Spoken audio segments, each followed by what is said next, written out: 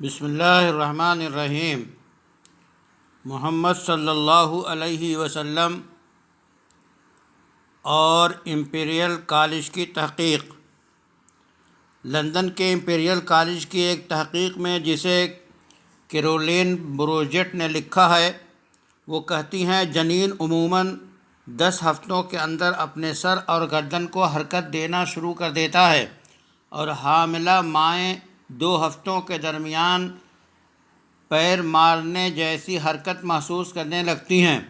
یہ تحقیق وہی معلومات فراہم کرتی ہے جس کا انکشاف نبی رحمت صلی اللہ علیہ وسلم نے صدیوں پہلے کیا۔ 120 دن بعد روح ڈالی جاتی ہے۔ بیٹھ کر پانی پینا۔ امام مسلم نے حدیث نقل کی کہ جس میں بتایا گیا کہ نبی کریم صلی اللہ علیہ وسلم نے انسان کو کھڑے ہو کر پینے سے منع فرمایا ہے۔ قتادہ نے کہا، ہم نے پوچھ لیا کہ کھانے کا کیا حکم ہے؟ تو حضور صلی اللہ علیہ وسلم نے فرمایا، یہ اور برا ہے۔ امام مسلم نے روایت کی۔ یہ بھی بتایا گیا کہ بعض صحابہ نے دیکھا کہ رسول اللہ صلی اللہ علیہ وسلم کو کھڑے ہو کر پیتے ہوئے دیکھا۔ بعض علماء نے حضور صلی اللہ علیہ وسلم کے کھڑے ہو کر پینے کی وجہ یہ بتائی ہے کہ ضرورت کے وقت کھڑے ہو کر پینا جائز ہے، ورنہ عام حالات میں اصل طریقہ کھانے اور پینے کا بیٹھ کر ہے۔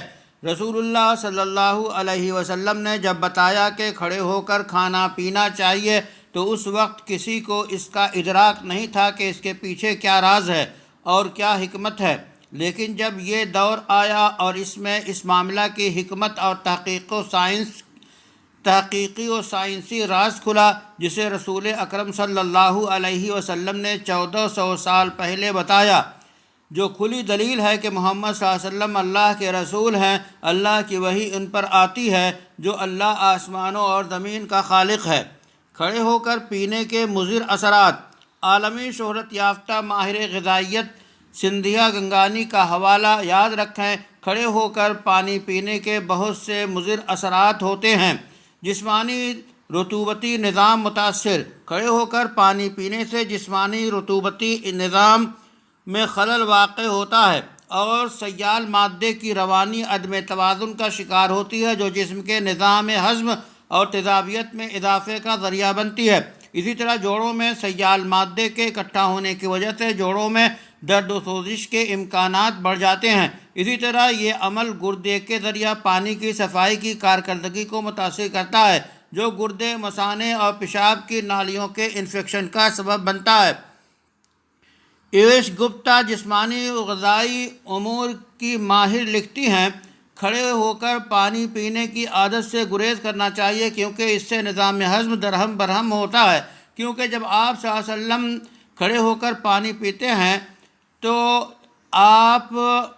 تو پانی بڑی تیز کیونکہ جب آپ کھڑے ہو کر پانی پیتے ہیں تو پانی بڑی تیز رفتار اور قوت سے کھانے کی نالی سے گزرتا ہے اور معدے کے نچلے حصے میں براہ راست گرتا ہے، جو انتہائی ضرر رساں ہے۔ ڈاکٹر رشجی کہتے ہیں، کھڑے ہو کر پانی پینا جوڑوں میں سیال مادے کے جمع ہونے کا ذریعہ بن سکتا ہے، جس سے جوڑوں میں سوزش کی دقتیں پیدا ہو سکتی ہیں اور جوڑوں کو شدید نقصان پہنچ سکتا ہے۔ ایش گپتا کی تحریر اس پر مکمل ہوتی ہے کہ جسم کو مطلوب غذائی عناصر اور وٹامن کھڑے ہو کر پانی پیتے وقت جگر اور نظام ہضم تک نہیں پہنچتی، بلکہ پانی کے گزرنے کی رفتار بے حد تیز ہو جاتی ہے، جو پھیپھڑوں اور دل کے لیے خطرناک ہے، چونکہ اضطرابی کیفیت میں آکسیجن کی سطح کم ہو جاتی ہے۔ لونگ جسم ڈشوندی پانی پیتے وقت ہمیشہ بیٹھ جایا کرو، چونکہ جب آپ پانی کھڑے ہو کر پئیں گے تو آپ پانی کے معدے میں صاف ہوئے بغیر تیزی سے جائے گا۔ اس طرح پانی میں پائے جانے والے بعض ذرات مثانہ میں رک جائیں گے، جو گردے کے لیے مضر ہے اور کبھی پھیپھڑوں اور دل کی کارکردگی معطل کر دیتا ہے۔ کھانا بیٹھ کر کھانا چاہیے۔ جو حدیث امام مسلم نے خادم رسول صلی اللہ علیہ وسلم انس بن مالک سے روایت کی ہے کہ رسول اللہ صلی اللہ علیہ وسلم نے انسان کو کھڑے ہو کر پینے سے منع فرمایا ہے۔ قتادہ نے کہا، ہم نے پوچھا کہ اور کھانا؟ حضور صلی اللہ علیہ وسلم نے فرمایا، اور برا ہے۔ امام مسلم نے روایت کیا۔ ڈاکٹر عبدالرزاق گیلانی کہتے ہیں، بیٹھ کر کھانا پینا زیادہ درست ہے، محفوظ ہے، خوشگوار ہے، بہتر ہے۔ اس میں سارے اعضاء پرسکون رہتے ہیں، معدہ راحت میں ہوتا ہے، اس لیے پانی معدے کے منہ سے معدے کی دیواروں پر آہستہ آہستہ نرم روی سے پہنچتا ہے، اور اگر کھڑے ہو کر پیتا ہے تو پانی معدہ کے منہ سے سیدھے تہ تک پہنچتا ہے اور سختی سے گزرتا ہے، اور اگر یہی معمول بن جائے تو معدہ ڈھیلا پڑ جاتا ہے اور گراوٹ کا شکار ہو جاتا ہے اور انسان بدہضمی کے مرض میں مبتلا ہو جاتا ہے۔ ڈاکٹر ابراہیم راوی کہتے ہیں، جب انسان کھڑا ہوتا ہے تو اس میں تناؤ ہوتا ہے اور توازن کا نظام اعصاب کے مرکزی مقامات میں انتہائی سخت کارکردگی کی صورت اختیار کر لیتا ہے، پھر بدن کے عضلاتی کارکردگی پر قابو پا لیتا ہے تاکہ توازن کی کارکردگی بحال رہے، اور یہ ایک نازک اور پیچیدہ عمل ہے جس میں اعصابی اور عضلاتی نظام ایک ہی وقت میں کام کرتے ہیں، جس کی وجہ سے انسان اعضاء کو پرسکون کرنے میں ناکام رہتا ہے، جو کھانے پینے کے وقت مطلوب ہے اور اہم ترین شرائط میں ہے۔ ڈاکٹر راوی پر بڑی تاکید کے ساتھ کہتے ہیں کہ کھڑے ہو کر کھانا پینا معدے کے اندر حصے میں پھیلی باریک رسوں پر سخت منفی اثرات ڈالتا ہے، اور منفی اثرات جب شدت کے ساتھ اچانک پڑتے ہیں تو یہ اثرات نئے اور اچانک ہوتے ہیں تو یہ خطرناک اعصاب کے خاتمے کا باعث بن سکتے ہیں، جو دل پر مہلک دھچکا لگتا ہے جس سے وہ رک جاتا ہے، بے ہوشی یا اچانک موت کا سبب بن سکتا ہے۔ آب زمزم زمزم کی فضیلت اور بیماریوں کے علاج کے لیے استعمال کے بارے میں حدیث آئی ہے۔ اس میں سے یہ بھی ہے کہ رسول اللہ صلی اللہ علیہ وسلم نے فرمایا، روئے زمین پر سب سے بہترین پانی آب زمزم ہے، اس میں غذائیت بھی ہے اور بیماریوں کی شفا بھی ہے۔ طبرانی منذری نے روایت کیا ہے، البانی نے صحیح کہا ہے۔ دوسری حدیث میں ہے، آب زمزم میں غذائیت بھی ہے، یہ ہر بیماری سے شفا بھی ہے۔ طبرانی اور صحیح الجامع الصغیر میں موجود ہے۔ حدیث میں آب زمزم کے 3 حقائق آتے ہیں، غذائیت بھی ہے یعنی کھانے کی جگہ کفایت کرتا ہے، پیاسے کی پیاس بجھاتا ہے اور توانائی بخشتا ہے۔ دوسرے، بیماری سے شفا، اس میں لوگوں کے لیے بیماریوں سے شفا ہے۔ تیسرے، روئے زمین کا سب سے بہترین پانی۔ پہلی حقیقت، روئے زمین کا سب سے بہترین پانی، رسول اللہ صلی اللہ علیہ وسلم کے ارشادات پر مسلمان شک و شبہ کر ہی نہیں سکتے، چونکہ مسلمانوں کا عقیدہ ہے کہ خالق کائنات کی وحی رسول اللہ صلی اللہ علیہ وسلم پر آئی۔ البتہ رسول اللہ صلی اللہ علیہ وسلم نے جن نئے انکشافات اور سائنسی ایجادات کے بارے میں بہت سی چیزوں کے سلسلہ میں ارشاد فرمائے اور اب وہ انکشافات دنیا کے سامنے آئے ہیں، تو ان دلائل سے مسلمانوں کے یقین اور محمد صلی اللہ علیہ وسلم کی نبوت پر عقیدہ اور پختہ ہو جاتا ہے۔ اس موضوع پر سعودی صحافت میں وسیع پیمانے پر بحث و مباحثہ کا سلسلہ جاری رہا اور ریاض اخبار کی اشاعتوں میں رپورٹ شائع ہوئی۔ حرمین شریفین کے سربراہ شیخ صالح العثیمین کو سرکاری ذمہ داری سونپی گئی کہ وہ آب زمزم کے سائنسی خواص، اس کے اجزاء اور اس کے متعلقات کے بارے میں تحقیق کریں۔ اس بارے میں ماہرین کی ایک کمیٹی تشکیل دی گئی جو پانی کے حقائق سے بخوبی واقف تھے۔ سائنسی طریقہ کار اور لیبارٹری تحقیقات سے کام لیا جائے۔ 1 سال تک تحقیقات ہوتی رہیں اور انہوں نے بار بار ٹیسٹ کیے، پھر سائنسی اور لیبارٹری نتائج سامنے آئے۔ نمبر 1، آب زمزم ہر طرح کی کیمیائی اور جراثیمی آلودگی سے صاف ہے۔ نمبر 2، جس 3 نوعیت سے آب زمزم نکلتا ہے ان میں سے ہر ایک کے الگ الگ نمونے لیے گئے اور تینوں کے مخلوط نمونے بھی لیے گئے۔ جانچ کے بعد پتہ چلا کہ آب زمزم کے خاص امتیازات میں دنیا کا کوئی پانی اس جیسا نہیں۔ آب زمزم جعلی پانی نہیں بنا سکتا۔ ڈاکٹر زغلول نجار قرآنی اعجاز علمی کمیٹی کے صدر مصر لکھتے ہیں کہ آب زمزم کی لیبارٹری جانچ اسے دیگر پانیوں سے بالکل جداگانہ بتاتی ہے اور اس میں بے شمار اجزاء ہیں اور اس کی خصوصیات اس قدر ہیں جو دیگر پانیوں میں نہیں پائی جاتی۔ دوسری حقیقت یعنی بیماریوں کی دوا ہے زمزم، آب زمزم۔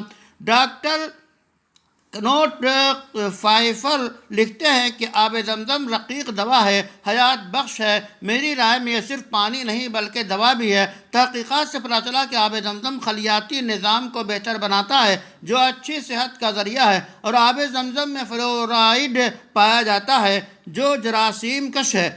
آب زمزم میں صحت کے بے شمار فائدے چند یہ ہیں۔ نمبر 1، جسم کی قوت مدافعت میں اضافہ۔ آب زمزم خون کے پلیٹلیٹس کو بڑھانے میں مدد کرتا ہے، جسم کی قوت مدافعت بڑھاتا ہے، خون کے سفید خلیات اور سرخ خلیات کو بڑھاتا ہے اور جسم سے زہریلے مادے کو خارج کرتا ہے۔ نمبر 2، وزن کی کمی۔ تحقیقات سے پتہ چلا کہ آب زمزم بھوک کے آثار کم کرتا ہے۔ نمبر 3، امراض جسم کا علاج۔ جدید تحقیقات کی روشنی میں یہ حقیقت سامنے آئی کہ آب زمزم کا استعمال آنکھوں کی خوبصورتی، نگاہ کی تیزی بڑھاتا ہے اور آنکھوں کی ہر قسم کی سوزش دور کرتا ہے اور بیماریوں کا تریاق ہے۔ نمبر 4، معدہ کی تیزابیت اور جلن کا علاج۔ آب زمزم کی خاصیت و فطرت میں شفا شامل ہے اور فلورائڈ اس کی معدنیات کا حصہ ہے، اس لیے وہ معدہ کی جلن بھی دور کرتا ہے۔ نمبر 5، دانتوں کا علاج۔ تحقیقات کے مطابق یہ دانتوں کی تیزابی تحلیل کا دفاع کرتا ہے، دانتوں کو سڑنے سے بچاتا ہے، دانتوں کی پرتوں کو مضبوط کرتا ہے۔ نمبر 5، خلیوں میں توانائی کی سطح میونخ کے سب سے بڑے طبی مرکز کے سربراہ جرمن ڈاکٹر سینٹ نے آب زمزم کی پر تحقیقات کی تاکہ اس پانی کے علمی حقائق اجاگر کر سکیں، تو جو بڑی حقیقت سامنے آئی وہ یہ کہ اس پانی میں انسانی جسم کے خلیوں کی توانائی کی سطح بڑھانے کی صلاحیت ہے، اسی طرح انسانی بدن کے خلیوں کے نظام کو مستحکم کرتا ہے۔ نمبر 7، ہڈیوں کی نشو و نما۔ تحقیقات سے یہ بھی ثابت ہے کہ چونکہ اس میں کیلشیم کی بڑی مقدار ہوتی ہے جس کے مثبت اثرات انسانی جسم پر پڑتے ہیں، خاص طور سے ہڈیوں کے لیے مفید ہے، جس سے وٹامن ملتی ہے اور نشو و نما بہتر ہوتی ہے۔ نمبر 8، زخم کی شفایابی۔ برازیل کے بایولوجک جرنل میں شائع ہونے والی ایک سائنسی تحقیق میں چوہوں کے ایک گروپ پر زمزم کے زخم بھرنے کے اثرات پر دکھایا گیا، اس میں زخم منتقل کرنے کی خاصیت ہے۔ نمبر 9، کینسر کے لیے کیموتھراپی کے ضمنی اثرات۔ پاکستانی زولوجیکل سوسائٹی نے ایک سائنسی تجربہ شائع کیا جس میں کینسر کے مریضوں کے لیے استعمال ہونے والی دوا کے منفی اثرات کے ازالے میں آب زمزم کے بڑے مثبت نتائج ظاہر ہوئے اور کیموتھراپی کے منفی اثرات بھی اس سے زائل ہو جاتے ہیں۔ طبی تحقیق رہنمائی کرتی ہے کہ ہم نے تحقیقات پر اعتماد کرتے ہوئے جن میں کہا گیا ہے کہ آب زمزم مختلف امراض کے علاج میں نفع بخش ہے، ارادہ کیا کہ منفی اثرات کے ازالے کے لیے آب زمزم کو آزمایا جائے۔ ہم نے چوہوں پر تجربہ کرنا شروع کیا، چوہوں کے 2 گروپ بنائے، ایک گروپ کی کیموتھراپی کے ساتھ 1 مہینہ آب زمزم بھی پینے کا انتظام کیا گیا۔ تحقیق کی انتہا میں ہم نے چوہوں کو جانچنا شروع کیا اور لیبارٹری خوردبین سے چوہوں کے دلوں کا معائنہ کیا تو پتہ چلا کہ جن چوہوں کی کیموتھراپی کے دوران آب زمزم پیا تھا ان پر کیموتھراپی کے منفی اثرات نہیں آئے اور آب زمزم بچاؤ کا ذریعہ اس لیے کہ آب زمزم میں جست بھی شامل ہے۔ تیسری حقیقت، کھانے کا بدل بھی ہے آب زمزم۔ تحقیقات کے مطابق آب زمزم میں فلورائڈ، میگنیشیم، کیلشیم، کلورافائڈ، سلفیٹ اور نائٹریٹ کی زیادہ مقدار ہوتی ہے اور یہ دوسرے پانی کے مقابلے میں الکلی سے بھرپور ہوتا ہے اور جن عناصر زمزم کے میں پائے جاتے ہیں اور آب زمزم کا حاجیوں میں نشاط پیدا کرنے میں بڑا کردار ہے۔ سائنسی تحقیقات کے مطابق انسان صرف آب زمزم پی کر زندہ رہ سکتا ہے کیونکہ اس پانی میں ذکر کردہ عناصر پائے جاتے ہیں جو دوسرے پانی میں نہیں ہوتے، اس لیے زندگی کی بقا کے لیے جسم پر اس کے بہت اچھے اثرات پڑتے ہیں۔ آب زمزم کا باقاعدہ استعمال جسم کو غذا فراہم کرتا ہے، اس سے وزن بڑھتا ہے۔ نمبر 6، موٹاپا۔ فرمان نبی۔ تو یہ وہ حقائق ہیں جو سائنسی ایجادات کی روشنی میں رسول اللہ صلی اللہ علیہ وسلم کے فرامین کو جو 1400 سال پہلے دیے گئے، اس وقت ان چیزوں کو کوئی جانتا نہیں تھا۔ وہ سارے انکشافات آج کے ریسرچ اور تحقیق کے دور میں سامنے آتے ہیں۔ اس سے ان لوگوں پر جو رسول اللہ صلی اللہ علیہ وسلم پر ایمان نہیں لائے ہیں راہیں کھلتی ہیں کہ اپنے تجربات کی روشنی میں رسالت پر یقین کریں۔ وصلی اللہ علی النبی الکریم وعلی نبیہ وآلہ وصحبہ اجمعین۔